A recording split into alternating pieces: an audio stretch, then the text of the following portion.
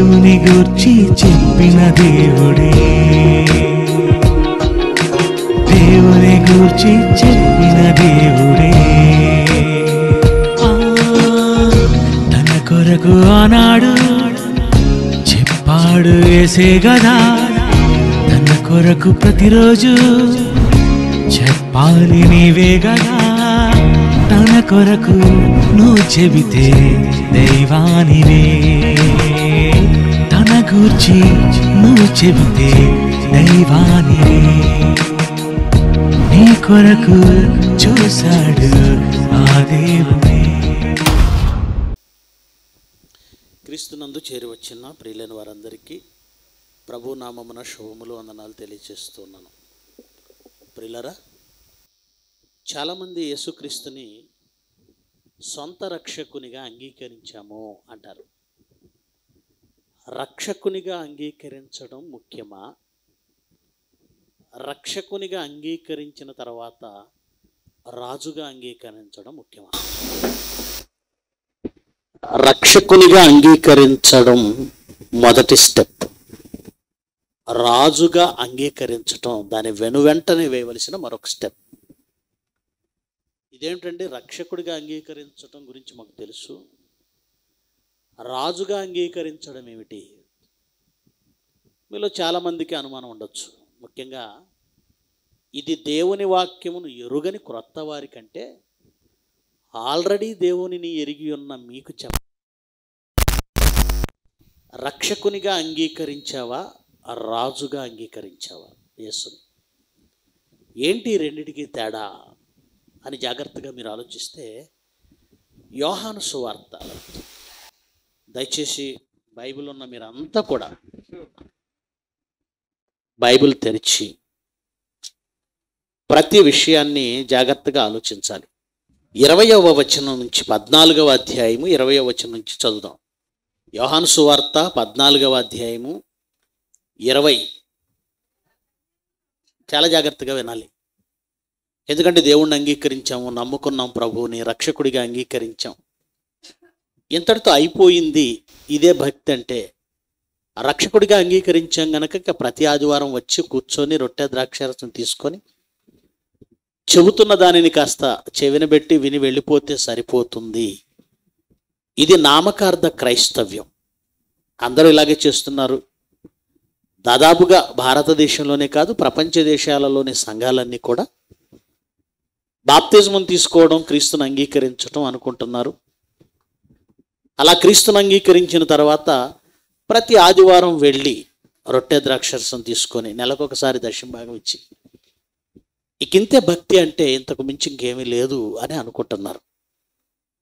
కానీ దేవుడు ఏం చెప్తున్నాడంటే, నాయన నువ్వు రక్షకుడిగా యేసుక్రీస్తుని అంగీకరించడం కాదు. అసలు అంగీకరించడానికి అర్థం తెలియలేదు చాలామందికి. ఏంటి అంగీకరించడం అంటే? అసలు మీరు దేవుణ్ణి అంగీకరించారా? యేసుక్రీస్తుని అంగీకరించారా? అంగీకరించడం అంటే అర్థం తెలిసే మీరు దేవునిలోనికి వచ్చారా, బాప్తిస్మం తీసుకున్నారా అని ఆలోచిస్తే 20వ వచనం నుంచి ఏముందో చూడండి. నేను నా తండ్రి యందును, ఏమండి, మీరు నా యందును నేను మీ యందును ఉన్నామని ఆ దినమున మీరు ఎరుగుదురు. నా ఆజ్ఞలను, బాగా వినాలి, నా ఆజ్ఞలను అంగీకరించి వాటిని గైకొనువాడే. బాగా జాగ్రత్తగా వినాలి. దేవుణ్ణి ప్రేమించడం అంటే ఏంటో సరిగా క్రైస్తవులకి, మనకే, సంఘానికి, విశ్వాసులుగా ఉన్న మనకి తెలియదు అన్నాడు. దేవుణ్ణి ప్రేమించడం అంటే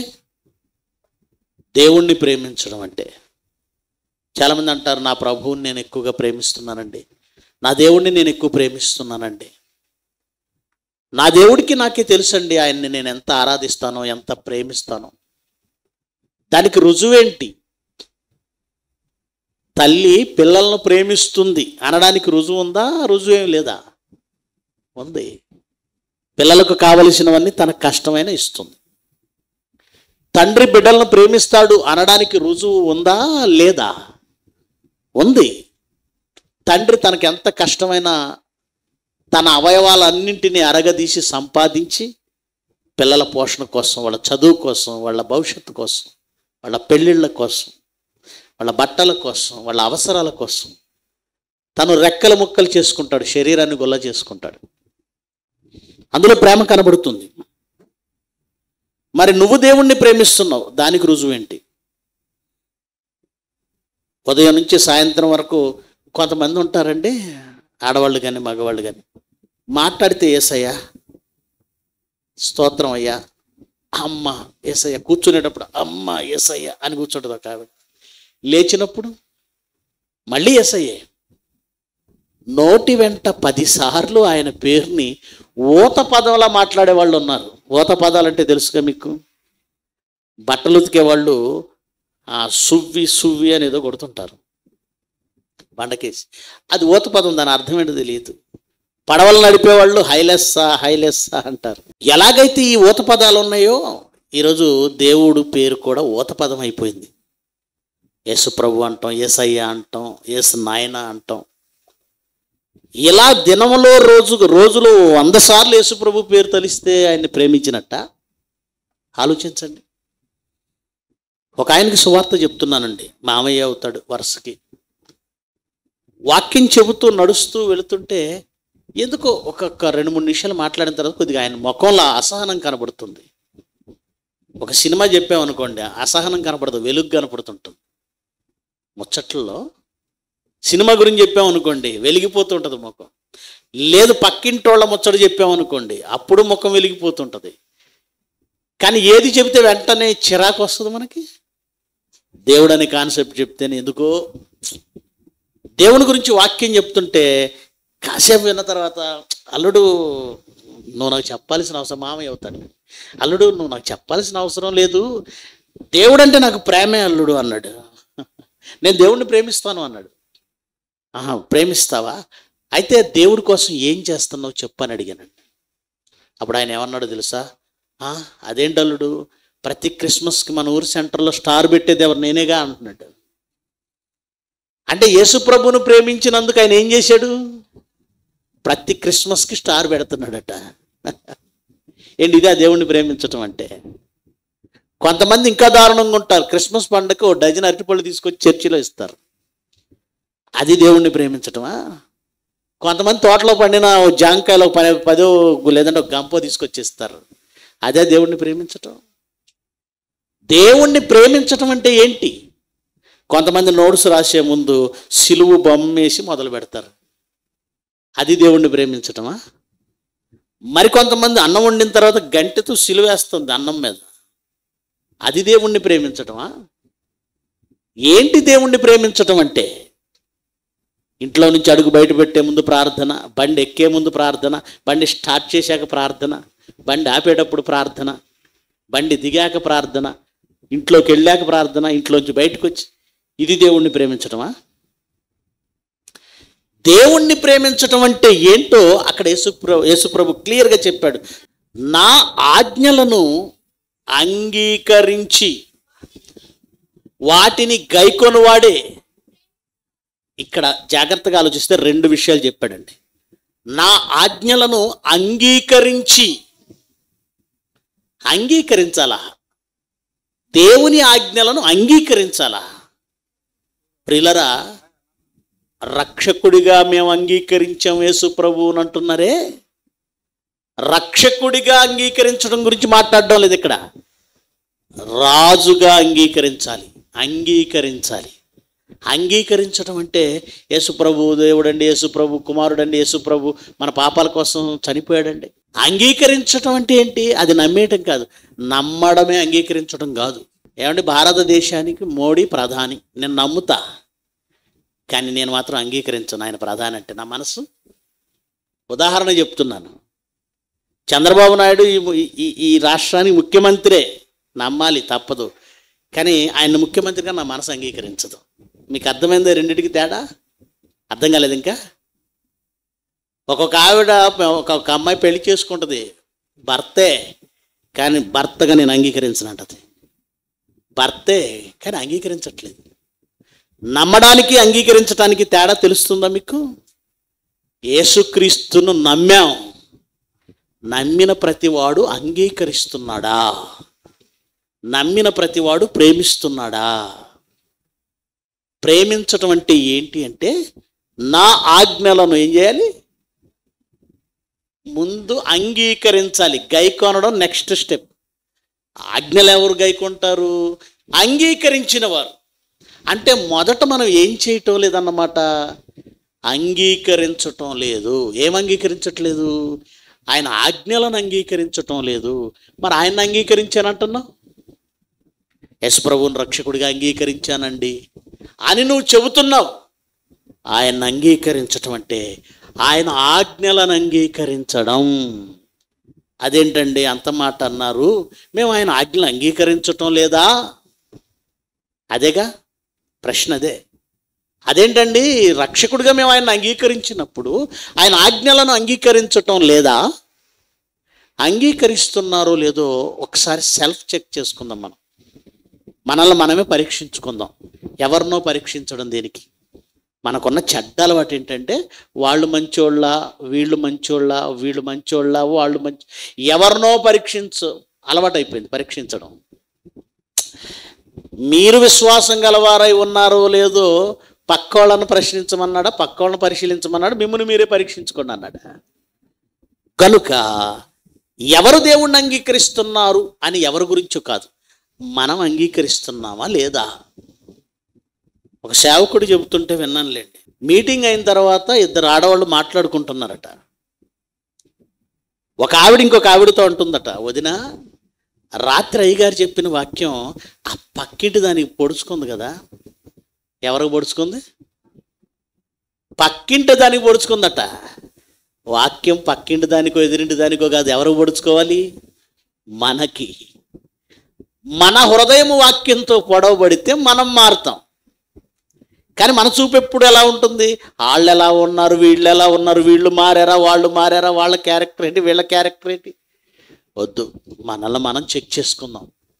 ఇందులో నేను రక్షకుడిగా అంగీకరించాను, యేసు ప్రభువుని అంగీకరించాను, నేను బాప్తిజం తీసేసుకున్నాను, నేను నమ్మేశాను అనుకుంటున్న వాళ్ళు ఇక్కడ ఆలోచించవలసిన ఒక స్టెప్ ఏమిటంటే, నా ఆజ్ఞలను అంగీకరించి అన్నాడు.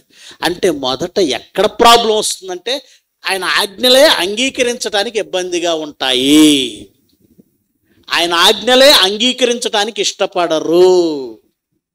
నిజమా అండి? అలా కూడా ఉంటుందా? ఆయన ఆజ్ఞలు మనం అంగీకరించమా అంటే, అంగీకరిస్తామో లేదో కొన్ని ఎగ్జాంపుల్స్ చెప్తాను మీకు, జాగ్రత్తగా వినాలి. దేవుని మాట దేవుని ఆజ్ఞ, ఆయన ఆజ్ఞది. మా చర్చిలో ఇద్దరు ఆడవాళ్ళు వచ్చేవాళ్ళు అండి. ఇద్దరు పక్కింటి, పక్క నీళ్ళు, ఫలానా ఊరని పక్క ఊరు నుంచి వచ్చేవాళ్ళు. ఊరి పేరు చెప్పడం లేదు. అలా కంటిన్యూగా ఒక 5-6 వారాలు వచ్చిన తర్వాత, ఒక నెల 2 నెలలు వచ్చిన తర్వాత ఒక ఆవిడ వస్తుంది, ఇంకొక ఆవిడ రావట్లేదండి. అప్పుడు నేను గమనించా, ఒక వారం రాలేదు, 2వ వారం కూడా రాలేదు. అప్పుడు పిలిచాను ఆమెని, అమ్మ నీతో పాటు ఇంకో సహోదరి వస్తుంది కదా, ఫలానా పేరు ఆవిడది, ఎందుకు రావటం లేదు అన్నాను. కనుక్కొమ్మ, రావట్లేదు అన్నయ్య అంది. కనుక్కొమ్మ ఎందుకు రావటం లేదు అంటే, వాళ్ళ ఇంటికి కొంచెం దూరం అన్నయ్య. పర్లేదమ్మా వెళ్ళి కనుక్కో అంటే, ఆమె ఏమందో తెలుసండి, నాకు ఆవిడికి మాటలు లేవు అన్నయ్య అంది. ఏమి లేవు? నాకు ఆవిడికి మాటలు లేవు.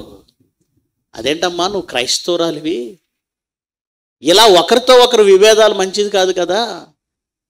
ఆమెది తప్పున్నా సరే నువ్వే వెళ్ళమ్మా, వెళ్ళి మాట్లాడు, పలకరించి ఎందుకు రావటం లేదు కనుక్కో అంటే, ఆవిడ ఏమందో తెలుసా, అంటే తప్ప ఆవిడదైనా నేనే వెళ్ళాలా అన్నయ్య అంది. అవునమ్మా నువ్వే వెళ్ళాలి. అదేంటి అన్నయ్య, తప్పు చేసింది ఆవిడైతే నేను వెళ్ళడం ఏంటి అని ముఖం ఇలా పెట్టేసుకుని వెళ్ళిపోయిందండి. మన ఉద్దేశంలో తప్పు చేసింది వాళ్ళైతే వాళ్ళే వచ్చి మాట్లాడాలి, తప్పు చేసింది వాళ్ళైతే వాళ్ళే క్షమాపణ చెప్పాలి. కానీ యేసుక్రీస్తు మాట ఆజ్ఞ ఎలా ఉందో ఒకసారి చూడండి. మత్తయి సువార్త 18వ అధ్యాయము 15వ వచనం చదవండి. మత్తయి సువార్త 18వ అధ్యాయము 15వ వచనం. మరియు నీ సహోదరి కావచ్చు, నీ సహోదరుడు కావచ్చు, అతనే నీ ఎడల తప్పు చేసిన ఎడల, అంటే తప్పు చేసింది ఎవరు? నువ్వు కాదు, వాళ్ళే నీ ఎడల తప్పు చేశారు. అదే కదా క్లియర్గా ఉంది అక్కడ. నీ సహోదరుడు నీ ఎడల తప్పు చేస్తే ఎవరి దగ్గరికి వెళ్ళాలని ఉంది? తప్పు వాళ్ళు చేసిన యేసుప్రభు చెప్తున్నమాట, నువ్వే వెళ్ళు, నువ్వే మాట్లాడు, నువ్వు వెళ్ళి నీవును అతడును ఒంటరిగా ఉన్నప్పుడు అతనితో మాట్లాడు. యేసుక్రీస్తు ఆజ్ఞ, ఆయన మాట ఎలా ఉందంటే, తప్పు వాళ్ళు చేసిన ఎవరు వెళ్ళాలి? నువ్వే వెళ్ళాలి. ఇదేమైనా మీకు రుచించిందా? మీరే చెప్పండి. ఒక్కసారి అని చూడండి జనాలకి. నేనే అనుభవించాను. తప్పాళ్ళు చేసినా నేను వెళ్ళి పలకరించాలా? ఎప్పుడైనా పలకరించారంటే తప్పాళ్ళు చేసినా మేమే పలకరించాలి. యేసుప్రభు చెప్పాడు. నేను తప్పు చేస్తే నన్ను అనమనండి, నన్ను అడగండి, నేనే తప్పు చేయకుండా నేను ఎందుకు వెళ్ళి మాట్లాడాలి? అంటే యేసుక్రీస్తు ఆజ్ఞ మీరు అంగీకరించారా? క్రైస్తవ్యం అంగీకరిస్తుందా? అసలు క్రైస్తవులు ఎలా ఉన్నారా? ఒక్క ఎగ్జాంపుల్ చెప్పాను. ఉన్నారా అండి? మరి ప్రభువుని అంగీకరించడం అంటే యేసు ప్రభు క్యారెక్టర్ నచ్చి ఆయన దేవుడే అని అనుకోవటం, నువ్వు అనుకోవటం కాదు. ఆయన్ని రక్షకుడిగా అందరు అంగీకరిస్తారు. ఆయన్ని రాజు అంటే చప్పట్లు కొట్టి ఎవరక్కడ అనగానే నీకు నాకు మాటలేవు, రాను రాజా అంటాడండి భట్టుడు. అంటాడా? పరిగెత్తుకుంటూ రావాల్సిందే. రాజు మీద కోపం ఉన్నా, రాజు అంటే నచ్చకపోయినా భట్టుడు పరిగెత్తుకుంటూ రావాలి. అది రాజుకున్న అధికారం. ఇంకో విషయం చెప్పనా? ఒక ఆఫీసులో మేనేజర్ ఉంటాడు, పని వాళ్ళు ఉంటారు, ఈ అటెండర్ లాంటి వాళ్ళు. మేనేజర్ పిలిచి ఫైల్ తీసుకెళ్ళి పలానావాడి దగ్గర పెట్టాయా అంటాడు. ఈయన ఎవరికైతే ఆ ఫైల్ ఇవ్వమన్నాడో ఇతనికి పడదు. మేనేజర్ చెప్పినప్పుడు అడిగి నాకు పడదు మేనేజర్ గారు అంటాడా? ఈ ఫైల్ తీసుకెళ్ళి వాడికి ఇచ్చి ఈ మేనేజర్ గారు ఏం చెప్పారో అది అతనికి చెప్పాలి. దాన్ని అధికారం అంటారు. ఏమంటారు దాన్ని? అధికారం. ఇక్కడ ఎవరితో మాట్లాడమన్నాడో, ఎవరికి ఇమ్మన్నాడో ఇవన్నీ అనవసరం. చెప్పిన ఆయన ఎవరు? Manager, boss. యేసుక్రీస్తు అధికారం. ఆయన రాజుగా నువ్వు అంగీకరిస్తే ఆయన ఏం చెబితే అది నోరు మూసుకొని చేయడమే ఆయన అధికారాన్ని అంగీకరించడం. నువ్వు పలానా వాళ్ళతో మాట్లాడమన్నావు, అది కుదరదు ప్రభు, ఇంకేదైనా చెప్పంటే దాన్ని అంగీకరించినట్లు అవుతుందా? ప్రభు వాళ్ళు మంచోళ్ళు కాదు ప్రభు, నీకు తెలియదు, ఊరుకో. ఇలా చెప్పేవాళ్ళు కూడా ఉన్నారు. వాళ్ళు ఎంత దుర్మార్గులో తెలుసా ప్రభు, వాళ్ళ దగ్గరికి వెళ్ళమంటావేంటి? అంటే మొదట మనం యేసుక్రీస్తు మాటలని అంగీకరించటం లేదు. ఆయన్ని ప్రేమించటం అంటే అర్థం ఏంటో తెలుసా? ఆయనను అంగీకరించడమే ఫస్ట్. ఆయన ఆజ్ఞలను అంగీకరించటమే. ఇంకొక విషయం చెప్పనా? ఫస్ట్ చిన్న విషయాలు చెప్తున్నాను. చాలా విషయాలు, చాలా పెద్ద పెద్ద ఆజ్ఞలు మనం పట్టించుకోండి, ఆలోచించం, అంగీకరించం. ఏం చెప్పాడు ఆయన? 6వ అధ్యాయము మత్తయి సువార్త 6వ అధ్యాయము 25వ వచనం చదవండి. అందువలన నేను మీతో చెప్పున్నదేమనగా, ఏమి తిందుమో ఏమి త్రాగుదుమో అని మీ ప్రాణమును గూర్చి అయినను, ఏమి ధరించుకొందుమో అని మీ దేహమును గూర్చి అయినను చింతించకండి. రిక్వెస్టా ఆజ్ఞ ఇది? ఆజ్ఞ. దేవుని మాటలో ఆజ్ఞ. చింతించకండి. ఏమన్నాడు? ఆహారం కంటే ప్రాణము, వస్త్రము కంటే దేహము గొప్పవి కావా? గనుక 31 ఏమన్నాడు చూడండి. ఇప్పుడు 31. కాబట్టి ఏమి తిందుమో ఏమి త్రాగుదుమో ఏమి ధరించుకుందామో అని చింతించకండి. అన్యజనులు వీటి విషయమై విచారింతురు. ఇవన్నీ మీకు కావాలని మీ పరలోకపు తండ్రికి తెలియను. కాబట్టి ఆయన రాజ్యమును నీతిని మొదట వెదకండి, అప్పుడు అవన్నీ మీకు అనుగ్రహిస్తాడు. ఈ మాటలు నా చిన్నప్పటి నుంచి వింటున్నాను. చాలామంది సేవకులు చెబితే మీరు విన్నారు. ఎప్పుడైనా వీటిని అంగీకరించారా? ఆయన ఆజ్ఞలను అంగీకరించిన వాడే ఆయన్ని ప్రేమించినవాడు. ముందు ఒకటి చెప్పాను, అది అంగీకరించినట్టేమో నాకు అనిపించలేదు. మీకేమైనా అనిపించిందా? నీ విషయంలో ఎవరు తప్పు చేశారో నువ్వే వెళ్ళి వాళ్ళతో మాట్లాడు అన్నాడా? అన్నాడు. మా చర్చిలో ఉన్నటువంటి సహోదరికి అదే చెప్పాను నేను. ఆమె అంగీకరించిందా? అంటే వాళ్ళు తప్పు చేసినా నేనే వెళ్ళాలా అన్నయ్య అంది. అమ్మ నేను కాదు ఈ మాట అంటున్నది, యేసు ప్రభు అంగీకరిస్తావా లేదా? ఆమె మాట్లాడకుండా వెళ్ళిపోయింది. అంటే అంగీకరించిందా? మీకు అర్థమైందా అంగీకరించడం అంటే ఏంటో? ఇక్కడికి వచ్చేసరికి ఏమి తిందుమో ఏమి త్రాగుదమో అని మీ ప్రాణమును గూర్చి అయినను, ఏమి ధరించుకుందామని మీ దేహమును గూర్చి అయినను చింతించకండి, ఆలోచించకండి. మొదట మీరేం చేయాలి? ఆయన రాజ్యమును నీతిని మొదట వెదకండి. ఏమండి, ఇదే వాక్యాన్ని చెప్తున్నానండి. ఏం తినాలి ఏం త్రాగాలని మీరు ఆలోచిస్తే బ్రతకరు. ఆహారంతో ఎవడు బ్రతకడు, నీళ్లు తాగినంత మాత్రాన బ్రతకరు. బ్రతకమని దేవుని ఆజ్ఞ, సెలవు ఉండాలి. దేవుని నోట నుండి వచ్చు ప్రతి మాట వలన మనుష్యుడు జీవిస్తాడు. ఒక రోజు స్టార్ట్ అవుతున్నప్పుడు మీ పేర్లన్నీ పరలోకమందున్న మీ తండ్రికి దగ్గరకు వస్తాయి. బ్రతకనిమ్మంటారా ప్రభువా? పలానా సుబ్బమ్మ, పలానా సుబ్బారావు, పలానా వెంకయ్యమ్మ, పలానా సువార్తమ్మ, పలానా బ్రతకని బ్రతకని బ్రతకని బ్రతకని బ్రతకని పలానా వద్దు ఆపేయి. ఈరోజు నువ్వు బ్రతకాలని పరలోకంలో సెలవైంది గనక బ్రతుకున్నావు. తెలుసా మీకు? నిజమండి, మా గురించి పరలోకంలో అంత జరుగుతుందా? ఎవ్రీడే బ్రతకమని ఆయన నోటి మాట సెలవు వచ్చింది. అందుకే నువ్వు నేను బ్రతికున్నాం. మనం అనుకుంటున్నాం మనం సంపాదించుకున్న ఆహారం వల్ల బతుకుతున్నాం.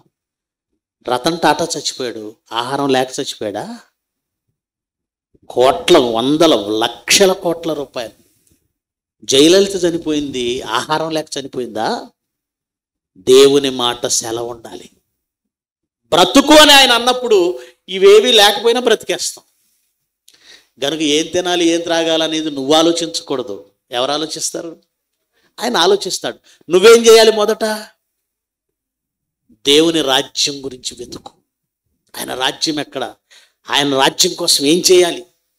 ఆయన రాజ్యంలో అనేక మందిని ఎలా చేర్చాలి? ఇది అసలు పని. అసలు నాకు తెలిసి క్రైస్తవులు 99% ఈ మాట అంగీకరించరండి. ఎందుకో చెప్పనా? ఆదివారం చర్చికి వస్తున్నారా? ఎవ్రీడే దేవుని పనిలో ఉంటున్నారా? మీరు చెప్పండి. ఎవ్రీడే ఎందుకు రావట్లేదు? సోమవారం నుంచి శనివారం వరకు ఎందుకు రావట్లేదు? నైట్ పబ్లిక్ మీటింగ్ మాట్లాడుతున్నానండి, 10 అయిందంతే, ముగిస్తాను ఇంకొక 5 నిమిషాల్లో. ఇదే ప్రసంగం చేస్తున్నాను. ఆకాశ పక్షులను చూడండి, వాటికి ఆహారం సిద్ధపరుస్తున్నాడు. కాకి పిల్లలు ఆకలి కొని అరిచినప్పుడు కాకులకు ఆహారం సిద్ధపరిచేవాడు ఆయన. సింహపు పిల్లలు ఆకలి కొన్నప్పుడు వాటికి చక్కగా ఆహారం సిద్ధపరుస్తాడు. ప్రతిదాన్ని పోషిస్తున్న నీ తండ్రి నిన్ను పోషించడా? వాటికంటే నువ్వు శ్రేష్ఠుడు కదా. ఈ ప్రసంగం నేను చేస్తున్నాను కాబట్టి ఏం తినాలి ఏం త్రాగాలని ఆలోచించకండి అని నేను చెప్తూనే ఉన్నాను. ఆ పక్కన ఒక ఆయన కూర్చున్నాడు అలాగా కుర్చీలో. అయ్యగారు తొందరగా ముగించండి, పొద్దున్నే పనులకి వెళ్ళాలి. ఏం చేయాలట? చెబుతున్న ప్రసంగమే అది. ఏం తిందుమో అంటే ఎక్కట్లేదు అయ్యగారికి. మరి ఎందుకు కూర్చున్నాడు? పాస్టర్ గారు రమ్మన్నాడని కూర్చున్నాడు అంతే. కొంతమంది క్యాండిడేట్లు ఉంటారు, సరిగ్గా చర్చికి వచ్చి అక్కడ కూర్చొని నిద్రపోతారు. నాకు అర్థం కాదు. ఇంట్లో అయితే ఇంకా బాగా బెడ్ మీద పడుకొని నిద్రపోవచ్చు కదా. ఈ కునుకుపాట్లు ఎందుకు? కూర్చుంటే నిద్ర వచ్చిద్దా? అసలు ఈ బాధ ఎందుకు? నిన్ను ఎవడు రమ్మన్నాడు? ఎందుకు రావడం? నిద్ర వస్తే ఇంట్లో పడుకో. ఎక్కడొచ్చేందుకు పడుకుంటున్నావు అంటే సాతాను ఎంత మాయ చేస్తుంది తెలుసా? ఇక్కడ కూర్చున్న దేవుడి వాక్యం నీ మనసులోకి వెళ్లకుండా నీ మనోనేత్రాలకు గుడ్డితనం కలిగజేస్తుంది. వాక్యం చెప్తున్నది అదే. ఏంటది? ఏం తినాలి ఏం త్రాగాలి నువ్వు ఆలోచించాల్సిన అవసరం లేదు. మేము దేవుడిని నమ్మాం అంటే కాదు. దేవుడు చెప్పిన మాట నమ్మబుద్ధి అయిందా నీకు? అయితే ఏం చేయాలి? సోమ, మంగళ, బుధ, గురు, శుక్రు, శని, ఆది ఈ దినాల్లో కూడా దేవుడి పని గురించి ఆలోచించు. 24 గంటలు దేవుడి పని అంటే ఎలా బ్రతుకుతావు అనేవాళ్ళు ఉంటారు. భార్య ఉండొచ్చు, తల్లి ఉండొచ్చు, తండ్రి ఉండొచ్చు, ఎవరైనా ఉండొచ్చు. ఈ వాక్యాన్ని చూపించి నేను ఆయన పనే వెతుకుతాను, ఆయన పనిలోనే ఉంటాను. ఎలా బ్రతకాలో ఆయన చూసుకుంటాడు. ఈ మాట అంగీకరించిన క్రైస్తవులు నాకు కనపడలేదండి. అందుకే ఆదివారానికి మాత్రం పరిమితం అయ్యారు. మిగతా రోజుల్లో ఎవరి పని వాళ్ళు చూసుకుంటున్నారు. అంటే ఇక్కడ కూడా మనం యేసు ప్రభు ఆజ్ఞను అంగీకరించామా, పక్కన పెట్టామా? మీరే చెప్పండి. పక్కన పెట్టేశాం. ఇప్పుడు చదువుతారా యోహాను సువార్త 14వ అధ్యాయము 21. ఇప్పుడు చదవండి. యోహాను సువార్త 14వ అధ్యాయం 21. నా ఆజ్ఞలను అంగీకరించి, అందుకే మొదటి మాట అన్నాడు, నా ఆజ్ఞలను అంగీకరించే మనసు మొదట రావాలి. యేసుప్రభు ఆజ్ఞలను అంగీకరించడానికి మనసు ఉందా? సమయమనక అసమయమనక ప్రయాసపడు. ప్రతి నిత్యము దేవుని రాజ్యమును నీతిని వెతుకు. ఇవన్నీ యేసుక్రీస్తు ఆజ్ఞలు, సలహాలు కాదు, రిక్వెస్ట్లు కాదు. నా ఆజ్ఞలను అంగీకరించిన వాడు గైకొంటాడు. అసలు అంగీకరించడానికి ఇష్టం లేనివాడు ఇంకేం గైకొంటాడు? అంటే మనం అంగీకరించకుండానే అలా చర్చికి వచ్చి వెళ్ళిపోతామంటే వెళ్తాం, వస్తాం. ఎందుకు వస్తున్నాం? అలా ఆయన సన్నిధిలో కనపడితే ఏదో వేస్తాడు భిక్ష, ఏదో దీవెనలు, ఏదో ఆశీర్వాదాలు. కొంతమంది కుటుంబంలో ఏదో మంచి జరుగుతుందనో, లేదా కుటుంబాన్ని చల్లగా చూస్తాడనో, ఏవో చిన్ని చిన్ని ఆశలతో దేవుని దగ్గరికి వస్తారు. పరలోకం వెళ్ళాలంటే మొదట నువ్వేం చేయాలో తెలుసా? ఆయనను అంగీకరించాలి. ఎవరిగా? రక్షకుడిగా అంగీకరించే. ఓకే, ఆయన్ని రాజు అంటే ఒకటి చేయటం ఒకటి చేయకపోవటం ఉండదండి. ఏం చెప్పినా చేయాలి.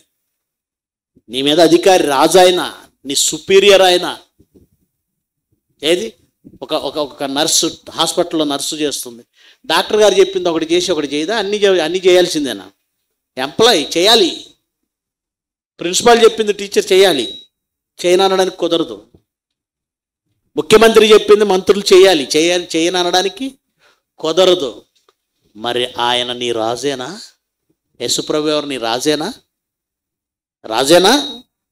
ఆయన రాజు, ప్రభువులకు ప్రభువు. యేసుక్రీస్తు అందరికీ ప్రభువు. అంటే ఆయన ప్రభువు అంటే పరిపాలిస్తున్నాడు. మరి ఆయన చెప్పింది పక్కన పెట్టేసి నేను అంగీకరించానంటున్నావు. ఆయన ఆజ్ఞలు అంగీకరించట్లేదు. అలా అంగీకరించి గైకొని వాడే నన్ను ప్రేమించువాడు. నన్ను ప్రేమించిన వాడు నా తండ్రి వలన. లింక్ చూశారు ఎలా ఉందో? నన్ను ప్రేమించడం అంటే నా ఆజ్ఞలను గైకొనడం. నా ఆజ్ఞలను గైకొని వాడైతేనే నన్ను ప్రేమించిన వాడు అవుతాడు. నన్ను ఎవడు ప్రేమిస్తాడో వాడు ఎవరి చేత ప్రేమించబడతాడు? దేవుడు నిన్ను ప్రేమించాలంటే లింక్ ఎలా పెట్టాడు చూసారా? యేసుక్రీస్తు. ఆయన్ని ప్రేమించాలి ఫస్ట్, యేసుక్రీస్తుని ప్రేమించటం అంటే ఏంటో చెప్పాడు. ఆయన ఆజ్ఞలను గైకొనుట. 1 యోహాను 4వ 5వ అధ్యాయం 3వ వచనం ఒకసారి చదవండి. యోహాను గారు రాసిన మొదటి పత్రిక 5వ అధ్యాయము 3వ వచనం. మనమాయన ఆజ్ఞలను గైకొనుటయే అది దేవుణ్ణి ప్రేమించడం అంటే ఆయన ఆజ్ఞలు గైకొనడమే. ఇప్పుడు చెప్పండి, ఎంతమంది దేవుణ్ణి ప్రేమిస్తున్నారు? ఏ రోజైనా సువార్తకు బయలుదేరుతున్నారా? అసలు అదే ప్రాణంగా, అదే ఊపిరిగా బ్రతుకుతున్నారా? నీ జీవిత ధ్యేయం అదే ఉండాలి, లక్ష్యం అదే ఉండాలి. నీ లక్ష్యమేమో ఇంకో రకంగా ఉంది. కోట్లు సంపాదించాలనో, ఇంకోటి చేయాలనో, దానిని సాధించడానికి సహాయం కోసం దేవుడి దగ్గరికి వచ్చావు, అంతేగా. విద్యార్థులు వస్తారు, మంచి ర్యాంక్ సాధించాలంటే చర్చికి వెళ్ళి దేవుడికి మొక్కుంటే వస్తుంది. పెళ్ళైన భార్య భర్తలు ఉంటారు, పిల్లలు లేరు అనుకోండి, చర్చికి వస్తారు. ఎందుకు? దేవుడు పిల్లల్ని ఇస్తాడేమో అని. అనారోగ్యంతో ఉన్న వాళ్ళు వస్తారు చర్చి దగ్గరికి. దేనికి? దేవుడు ఆరోగ్యం ఇస్తాడేమో అని. కానీ దేవుని పని చేయడానికి పుట్టాం. తిన్నా తినకపోయినా, ఉన్నా లేకపోయినా ఆయన చెప్పాడు ఇదే పని అని. ఆజ్ఞలు గైకునే వాళ్ళు ఎక్కడ? మనం ఆయన ఆజ్ఞలు గైకొనుటయే దేవుణ్ణి ప్రేమించుట. మళ్ళీ చదువుదాం 14వ అధ్యాయము. యోహాను సువార్త 14వ అధ్యాయం 21 నుంచి. నా ఆజ్ఞలను అంగీకరించి వాటిని గైకొని వాడే నన్ను ప్రేమించువాడు నా తండ్రి వలన ప్రేమించబడును. నన్ను ప్రేమించిన వాడే నా తండ్రి వలన ప్రేమించబడును. నేనును వానిని ప్రేమించి నన్ను కనబరుచుకుంటాను. 23వ వచనం చదవండి. 23. యేసు, ఒకడు నన్ను ప్రేమించిన ఎడల వాడు నా మాట వింటాడు, నా మాట గైకొంటాడు. అప్పుడు నా తండ్రి వానిని ప్రేమిస్తాడు. మేము వాని యొద్దకు వచ్చి వాని యొద్ద నివాసం చేస్తాం. నన్ను ప్రేమింపని వాడు నా మాటలు వినని వాడు నన్ను ప్రేమించట్లేదు. నా మాటలు అంగీకరించిన వాడు నన్ను ప్రేమించటం లేదు. నా మాటలు గైకొనని వాడు నన్ను ప్రేమించని వాడు నా మాటలు గైకొనడు. మీరు వినుచున్న మాట నా మాట కాదు, ఎవరిది? నన్ను పంపిన వానిదే, నన్ను పంపిన వానిదే, నన్ను పంపిన వానిదే. ఇప్పుడు చెప్పండి ప్రియమైన దేవుని పిల్లలారా, ఆయన నిజంగా మీ ప్రభువేనా? ఆయన నిజంగా మీకు రాజేనా? ఆయన నిజంగా మీరు రాజుగా అంగీకరిస్తున్నారా ఆయన్ని? యేసు ప్రభువుని అంగీకరించటం అంటే ఏంటో తెలియలేదు చాలామందికి. అధికారాన్ని ఒప్పుకోవడం. ఎక్కడెక్కడ ఒప్పుకోవాలి, ఎప్పుడెప్పుడు ఒప్పుకోవాలి? అధికారాన్ని ఒప్పుకోవడం అంటే ఏంటి? సామెతలు చదువుదాం. సామెతలలో బాగుంటుంది మాట. నీ ప్రవర్తన అంతటి యందు ఆయన అధికారాన్ని ఒప్పుకోమంటున్నాడు. చూడండి 3వ అధ్యాయము 6వ వచనం. సామెతల గ్రంథము 3వ అధ్యాయము 6వ వచనం. నీ ప్రవర్తన అంతటి యందు ఏంటి?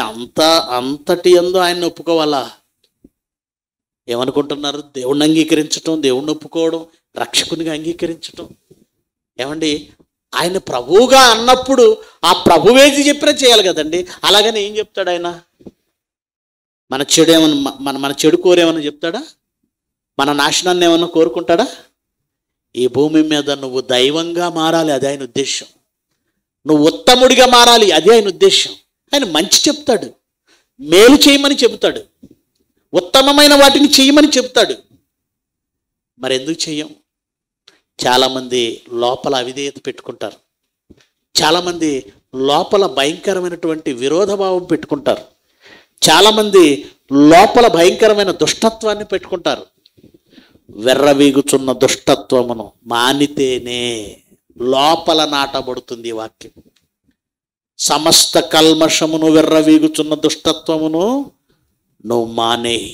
అదేగా యాకోబు గారు చెప్పారు 1వ అధ్యాయం 21వ వచనం. యాకోబు పత్రిక 1వ అధ్యాయం 21. సమస్త కల్మషం అంటే యేసుక్రీస్తు చెప్పింది మనకి ఎందుకు అంగీకరించబుద్ధి కావట్లేదు? ప్రాబ్లం ఉంది. ఒక గ్లాస్ ఉందనుకోండి, గ్లాసులో ఆల్రెడీ ఫుల్గా నీళ్ళు ఉన్నాయి అనుకోండి. పాలు పోస్తుంటే ఉంటాయా, బయట పోతాయా? పోతాయిగా. ఈ గ్లాసులోనికి పాలు రావాలంటే ముందేం చేయాలి? నీళ్ళని పారబోసేయాలి. అప్పుడు పాలుని ఇందులో నింపొచ్చు. పూర్తిగా నీళ్లు నిండినప్పుడు నువ్వు ఇంక పాలు ఎక్కడ పోస్తావు? నీ హృదయం కల్మషంతో నిండినప్పుడు వాక్యం లోపలికి వెళ్ళదు. అందుకే ఏది ఖాళీ చేయాలి? ముందు లోపల ఉన్న ఆ కల్మషాన్ని, వెర్రవీగుచున్న దుష్టత్వాన్ని ముందు క్లియర్ చేసుకో. యేసుప్రభు చెప్పిన మాట అంగీకరించబుద్ధి కావట్లేదు కదా. అంగీకరించకపోయినా మాత్రం ఇక్కడ మాత్రం మామూలుగా వచ్చేస్తాం మనం, అంతే. యేసుప్రభు దగ్గరికి వస్తాం, బాప్తిజం తీసేసుకుంటాం, ప్రభు బల్ల రొట్టె ద్రాక్ష తీసుకుంటాం, వాక్యం వింటూ ఉంటాం, కానుక ఇచ్చేస్తూ ఉంటాం, పాటలు కూడా పాడేస్తూ ఉంటాం. కానీ ఒకటి మాత్రం చెయ్యం. ఏంటది? ఆయన చెప్పిన ఆజ్ఞను మాత్రం అలా పక్కన పెట్టేస్తాం. 99% క్రైస్తవులు ఇలా ఉన్నారండి. తప్పండి. అందుచేత సమస్త కల్మషమును, విర్రవీగుచున్న దుష్టత్వమును మానేయండి. అది మానేస్తేనే లోపల వాక్యము నాటబడుతుంది. నాటబడాలి, మానేయాలి. ఎందుకు ఏమండి ఇంత కష్టం అండి, ఇంత ప్రతిదాన్ని అంగీకరించాలండి? అవును, సమస్త ప్రవర్తన ఏందో ఆయన అధికారాన్ని ఏం చేయమన్నాడు? అధికారాన్ని ఒప్పుకో. ఎందుకు ఒప్పుకోకూడదు? ఒప్పుకోకూడదని నీ మనసు అంటుందంటే నీ మనసులో ఆల్రెడీ ఏముంది? ఎందుకు ఒప్పుకోకూడదంటే ఆయన అధికారాన్ని ఎందుకు ఒప్పుకోకూడదు? మీరు నిలబడిన ఈ భూమి మీరు చేశారా? మీ పితరులు ఎవరైనా చేశారండి? అప్పుడప్పుడు ఒక 5 సెంట్లు భూమి ఉందనుకోండి, మనం ఎలా మాట్లాడతాం తెలుసా? ఇది నాది. నీకెక్కడదంటే మా నాన్న ఇచ్చాడు. నువ్వు నిలబడిన భూమి నీది కాదు, మీ నాన్నది కాదు, మీ తాతది కాదు. ఎవరిది? దేవుడిది. నువ్వు పీలుస్తున్న గాలి నీది కాదు, మీ నాన్నది కాదు, మీ తాతది కాదు. ఎవరిది? నువ్వు అనుభవిస్తున్న నీరు నీ పిత్రార్జితం కాదది. ఎవరిది? ఏమన్నా ఒక బ్యాంకులోకి వెళ్ళామనుకోండి, బ్యాంకు వాళ్ళ రూల్ ప్రకారం ఉంటావా? అక్కడ నీ ఇష్టానుసారం ఉంటావా? వాళ్ళ రూల్స్ కొన్ని ఉంటాయి, అక్కడ ఎలా ఉండాలో అలాగే ఉండాలి, ఇష్టానుసారం ఉండకూడదు.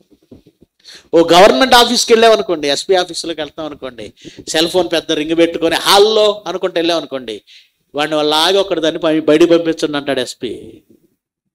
ఎస్పీ ఆఫీసులోకి వెళ్ళేటప్పుడు నీ ఫోన్లన్నీ లాగేసుకుంటారు, గుండీలు ఇక్కడ వరకు పెట్టాలి, గుండీలపై ఇలా వదిలేసి రౌడీలాగా వెళ్ళి అనుకో, లాగి 4 కొడతారు. ఎస్పీ ఆఫీస్ అది. గుండీల పైకి పెట్టుకోవాలి, చేతిలో సెల్ ఫోన్లు పక్కన పడేయాలి, జాగ్రత్తగా చేతులు కట్టుకోవాలి. అదేంటి? అది ఎస్పీ ఆఫీస్ అవుతుంది. అది కోర్టులో ఇలా పట్టుకొని కూర్చొని నుంచోవాలంటే డాక్టర్ జడ్జి ముందు. వెళ్ళేటప్పుడు వచ్చేటప్పుడు ఇంతే, చేతులు తీసావా జడ్జి గారికి డౌట్ వచ్చిందా నిన్ను లోపలేస్తాడు. ఆయన రాశాడంటే అంతే, లాకెళ్ళిపోతారు. వీడిని లోపలేయండి, వీడి ప్రవర్తన తేడాగా ఉందని ఆయన ఒక్క మాట అంటే చాలండి లోపలేస్తారు. ఆ పవర్ ఉంది జడ్జికి. అందుకే ఏం చేస్తారు, వెళ్ళిన దగ్గర నుంచి ఇవి ఫెవికాల్ వేసినట్టు అంటుంటాయి. ఒక కోర్టులో జడ్జికి లేదా ఆ కోర్టుకున్న రూల్స్ ప్రకారం నడుచుకుంటావు. ఒక హాస్పిటల్లో వాళ్ళకున్న రూల్స్ ప్రకారం నడుచుకోవాలి. ఒక బ్యాంకులో వాళ్ళకున్న రూల్స్ ప్రకారం నడుచుకోవాలి. ఒక పరీక్ష హాల్లో బెడ్ దుప్పటి తీసుకెళ్ళిపోయి పడుకుంటావా? ఆ రూల్స్ ఉన్నాయి. మరి ఈ విశ్వం, ఈ భూమి, ఇక్కడ రూల్స్ ఉన్నాయి. ఎవరి రూల్ పాస్ అవుతుంది? ఇక్కడ పుష్పగడ్ రూల్ కాదు, ఇక్కడ దేవుడు రూలే చెల్లాలి. ఎవరిది ఇది? ఈ భూమి ఎవరిది? ఈ గాలి ఎవరిది?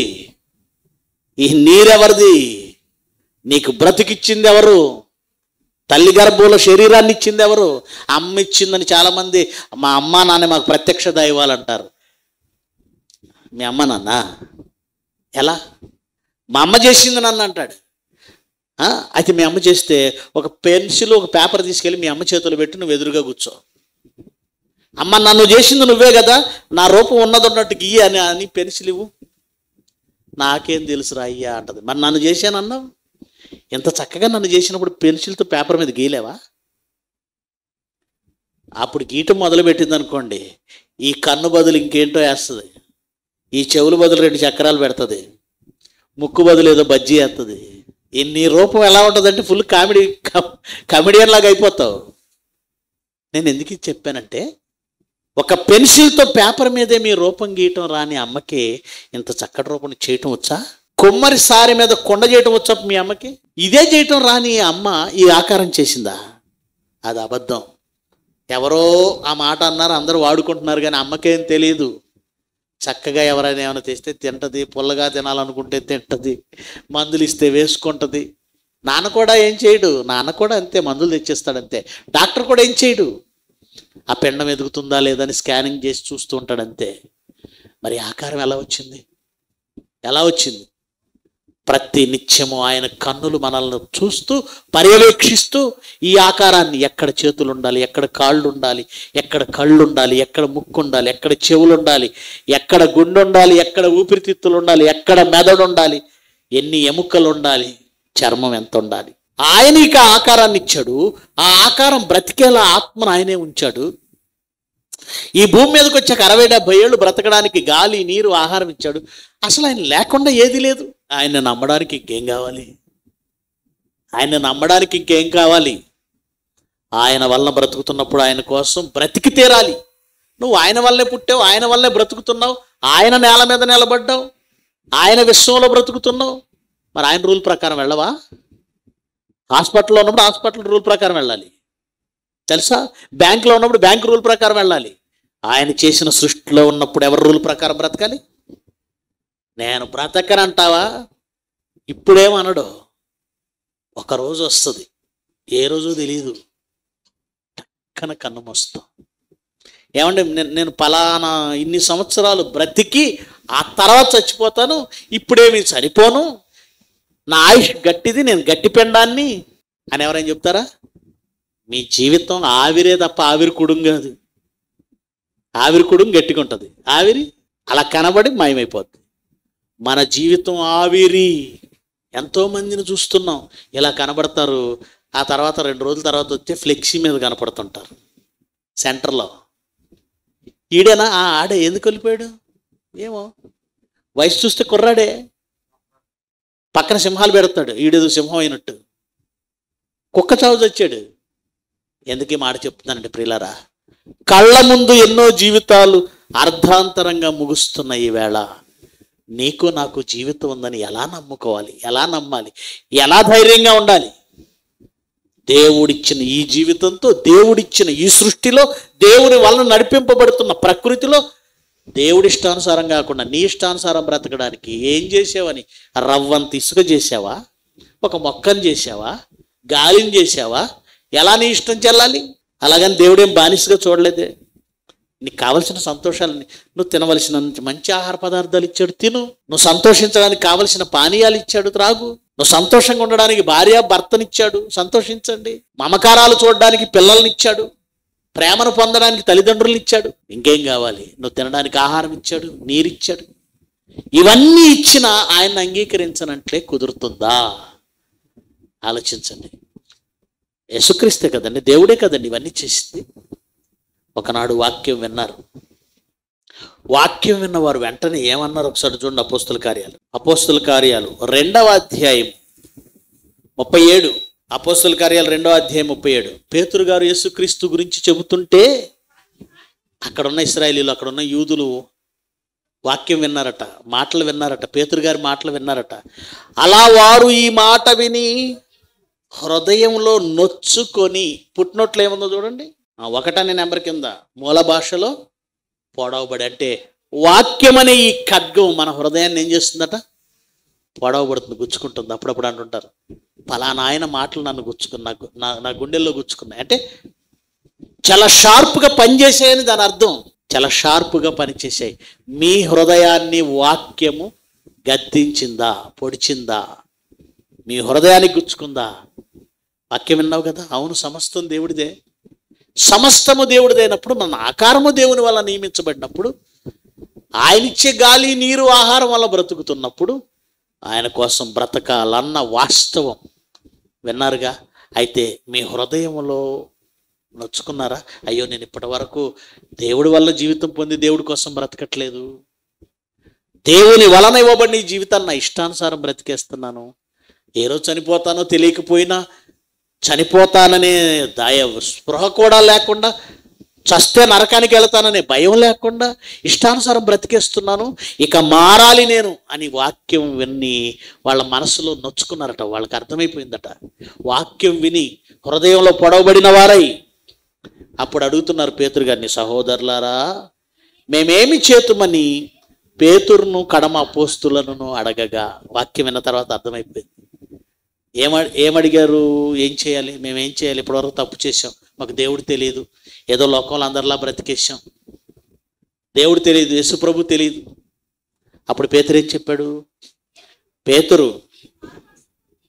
దేవుని కోసం నిజంగా అర్థమైతే, వాక్యము వింటే, మీ హృదయం పొడవబడితే మీరు చేయవలసిందేంటో తెలుసా?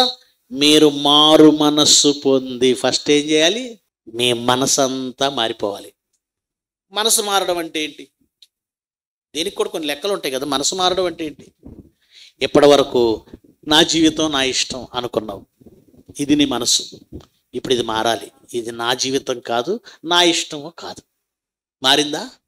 మనసు మారిందా? ఇప్పటి వరకు డబ్బు సంపాదించాలి, బాగా సంపాదించి ఊర్లో అందరి చేత శభాష్ అనిపించుకోవాలి, అందరి మధ్య హోందాగా బ్రతకాలి, ఇది ఇప్పటి వరకు నీకున్న మనస్సు. అసలు ఇక్కడ మన లైఫే ఉంటుందో ఉండదో గ్యారంటీ లేనప్పుడు ఇక్కడ ఎందుకు సంపాదించటం? పరలోకంలో సంపాదించుకోవాలి. ఇది మనసు మారడం. నేను ఎలాగైనా, ఏమైనా మనసు మారడం అంటే చెప్తున్నాను, నేను ఎలాగైనా కలెక్టర్ అవ్వాలి, నేను ఎలాగైనా డాక్టర్ అవ్వాలి. నా చిన్నప్పుడు అనుకున్నాను డాక్టర్ కానీ కలెక్టర్ కానీ. ఎప్పుడైతే వాక్యం తెలిసిందో ఈ డాక్టర్ లేదు, కలెక్టర్ లేదు, నా టార్గెట్ పోయింది. అది ముఖ్యం కాదు, నేను ఒక సేవకుడిని అవ్వాలి. అంటే నా మనసు మార్చుకున్నానా? మార్చుకున్నాను. మార్చుకోవడం అంటే అది, మనసు మారడం అంటే అది. దేవుని కోసం బ్రతకాలి. ఇప్పటి వరకు పిల్లల కోసం బ్రతుకుతారు. కొంతమంది అంటారు, చూడండి నా పిల్లలే నా ప్రపంచం. ఆ తర్వాత మిమ్మల్ని ట్రాక్టర్లతో తొక్కించేది కూడా వాళ్ళే. తెలుసా మీకు? తల్లిదండ్రులట ఆస్తి సంపాదించి కొడుకు కొంత కూతురుకు కొంత పెట్టారట. కొడుకు వచ్చి కూతురికి ఎందుకు ఇవ్వాలి, మొత్తం నాకు ఇవ్వమని గొడవ పెట్టుకున్నాడు.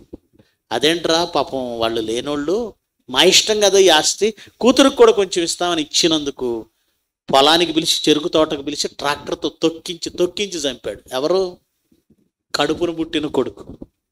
ఇలాంటి కోసం అతనేమని బ్రతికాడు? నా పిల్లలే నా ఆస్తి, నా పిల్లలే నా ప్రపంచం, నా పిల్లలే నా ప్రాణం, వాళ్ళే నా పంచ ప్రాణాలు. తప్పు. బ్రతుకు దేవుడిస్తే నువ్వు పిల్లల ప్రాణం అని బ్రతకడం తప్పు. బ్రతుకు దేవుడిస్తే నా భార్య ప్రపంచం అని బ్రతకడం తప్పు. బ్రతుకు దేవుడిస్తే ఊరి కోసం బ్రతుకుతాను ఒకడంటాడు, దేశం కోసం బ్రతుకుతాను ఒకడంటాడు. అసలు దేవుడిచ్చిన దాన్ని దేవుని కోసం ఇవ్వాలి ఈ జీవితాన్ని. ఈ ఆలోచన నీకు వచ్చిందా? ఇది మనసు మార్చుకోవడం. మనసు మార్చుకో. ఇక నుంచి ఏవో పదవులు కావాలి, ఏదో ఆస్తులు సంపాదించాలి, ఏదో పేరు ప్రతిష్టలు సంపాదించాలి. ఇప్పటి వరకు నీ మనసు ఇది. నువ్వు మనసు మార్చుకోవడం అంటే దేవుని కోసం బ్రతకాలి, దేవుణ్ణి సంతోషపెట్టాలి, దేవుని కోసం ఆత్మను సంపాదించాలి, ఆయన రాజ్యాన్ని నీతిని వెతకాలి. ఈ నిర్ణయం తీసుకోవడం మనసు మార్చుకోవడం. బాప్తిజమానికి ముందు ఏం జరగాలి? మీరు మారు మనసు పొందాలి. వాక్యం వింటేనే మారు మనసు.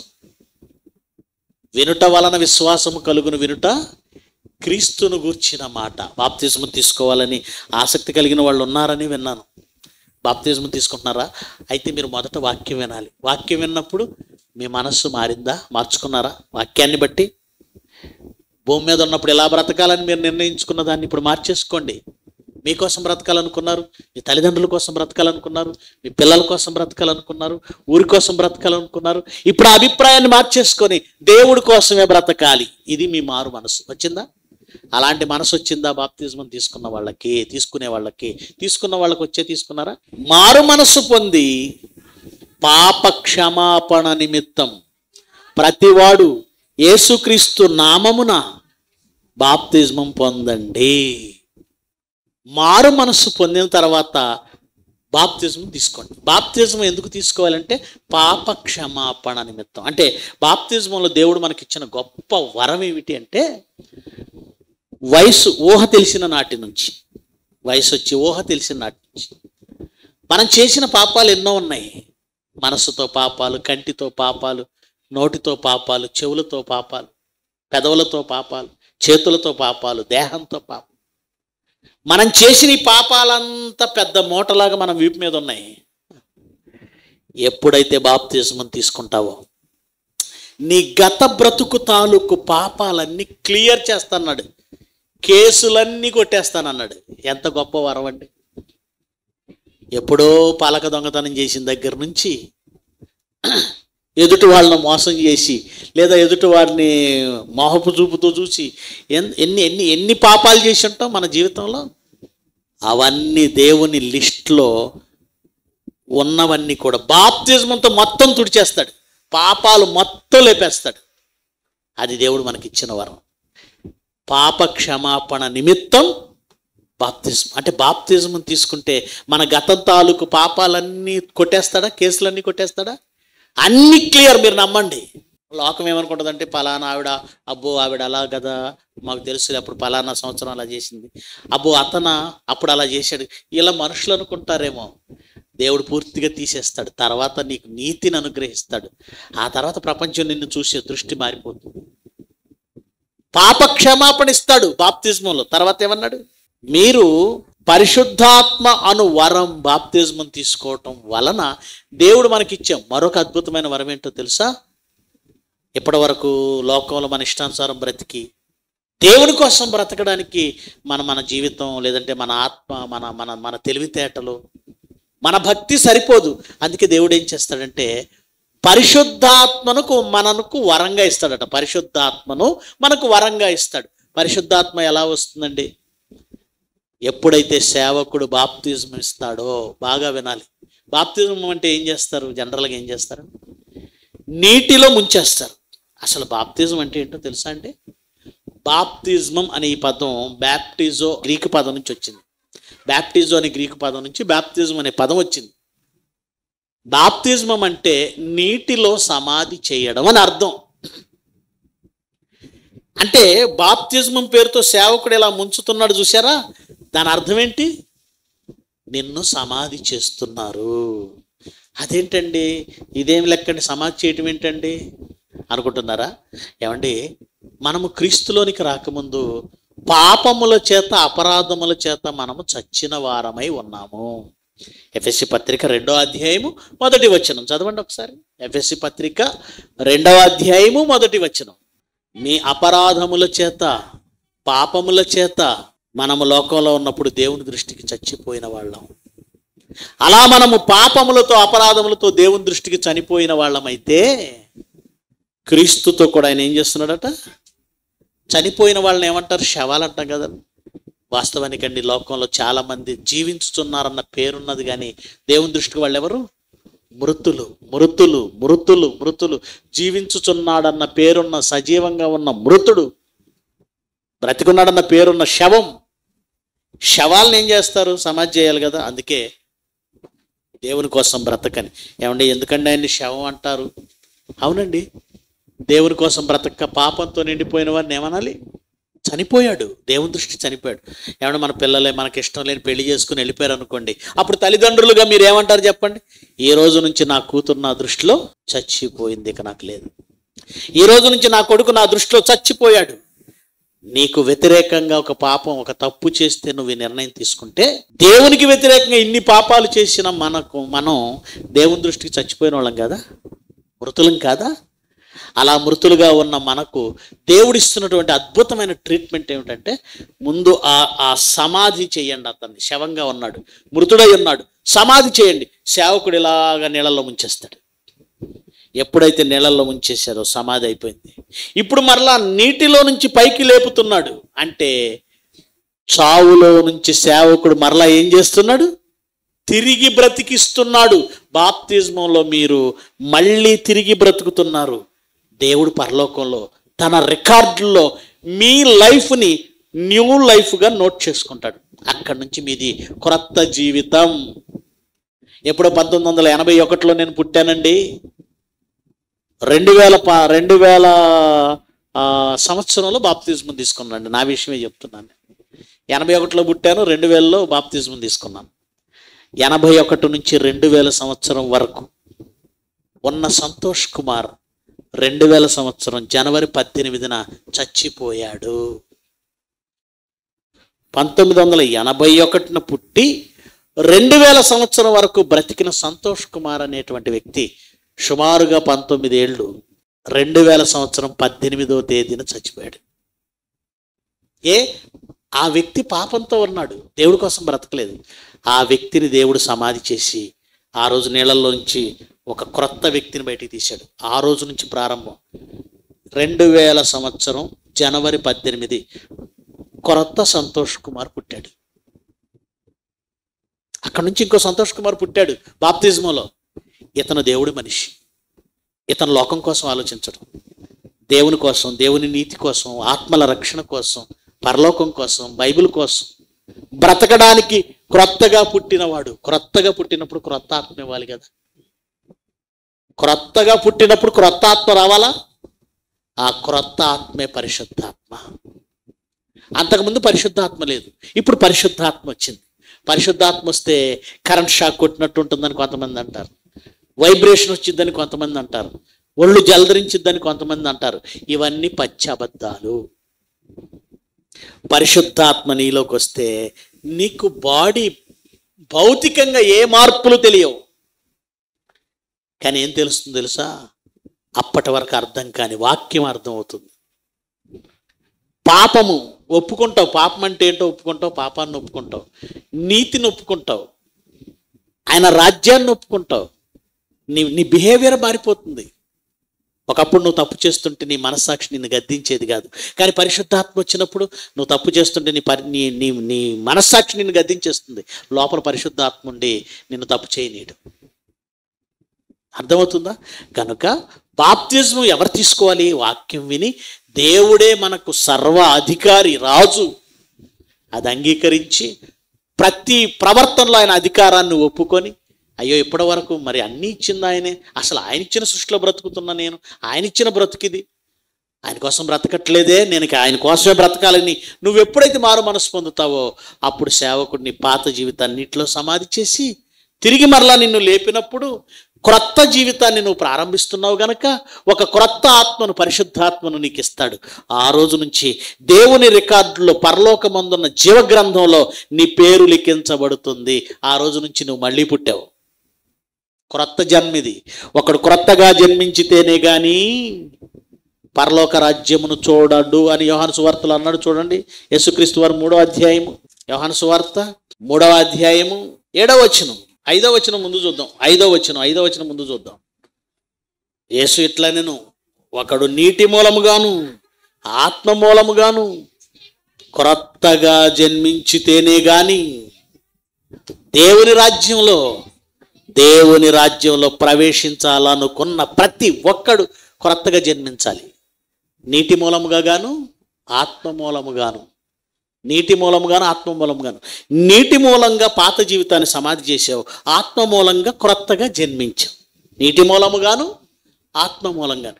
నీటి మూలంగా నీటిలో పాత జీవితాన్ని సమాధి చేసి ఆత్మ మూలంగా క్రొత్తదిగా తెచ్చుకొని క్రొత్త జీవితాన్ని నువ్వు ప్రారంభిస్తేనే పరలోకానికి నువ్వు అర్హురాలు అవుతావు. ఇది యేసుక్రీస్తు చెప్పిన విధానం. చాలామంది అంటారండి, ఏమంటే బలవంతంగా బాప్తిస్మం ఇస్తున్నారండి. బలవంతంగా ఎవరెవరికి బలవంతంగా ఇవ్వరండి. బలవంతంగా ఇచ్చిన చెల్లదండి. అది పెళ్ళికి బాప్తిస్మం తీసుకుంటారు కొంతమంది, చెల్లదండి. కొంతమంది ఏదో అందరు తీసుకుంటారండి, అది కూడా చెల్లదండి. బాప్తిస్మం అంటే పరలోక రాజ్యంలో నీ పేరు లిఖించబడ్డం. ఒకవేళ సడన్గా చనిపోయినా మనం అక్కడ అవకాశం ఉంటుంది మనకి. ఇక్కడ చనిపోయినా పర్వాలేదు, పరలోక రాజ్యంలో చోటు ఉంటుంది. దానికోసం ఈ ప్రయాస.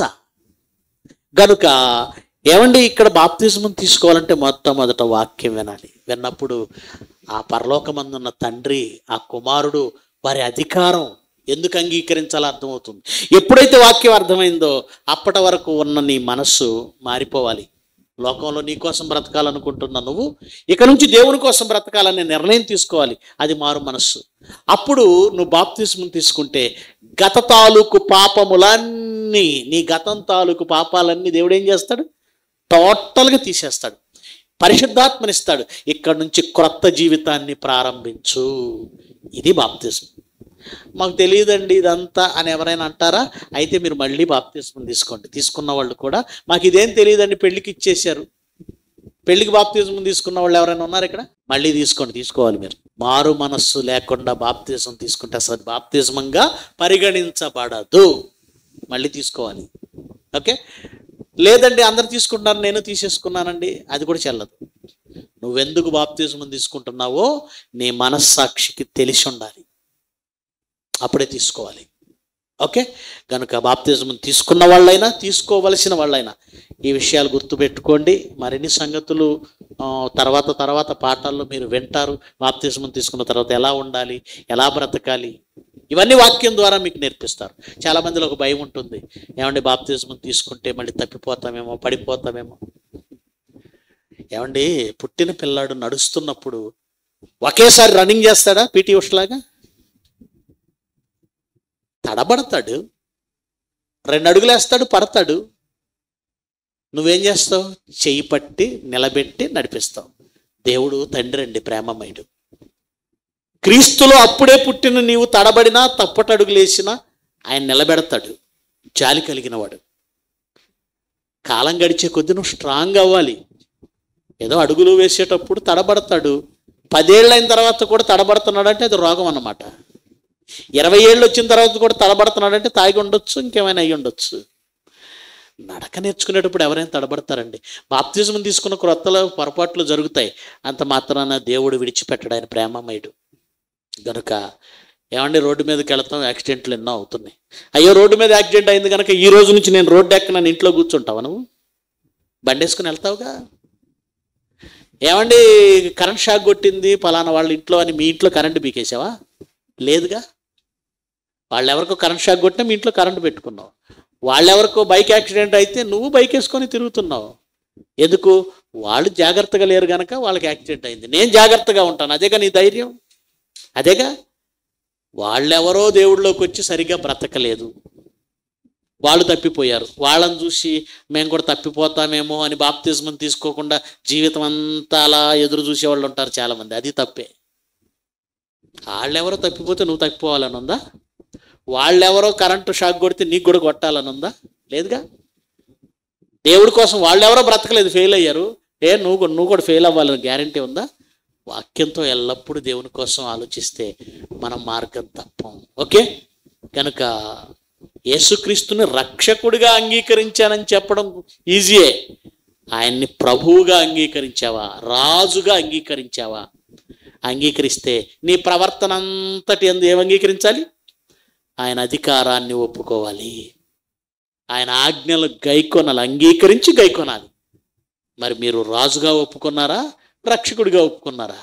మీరే నిర్ణయం తీసుకోండి. ప్రార్థన చేసుకోండి.